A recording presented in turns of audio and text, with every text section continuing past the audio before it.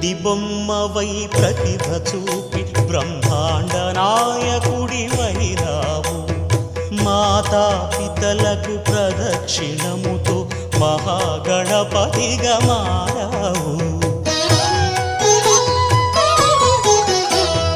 భక్తుల మొరలాలించి బ్రోచుటకు గజముఖ గణపతివైనావు.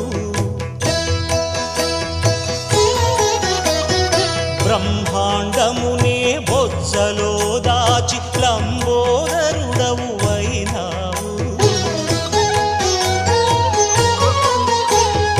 లాభము శుభము కీర్తిని పూర్వక లక్ష్మీ గణపతివైనావు. వేద పురాణములఖిల శాస్త్రములు కళలు చాటును నీ వైభవం.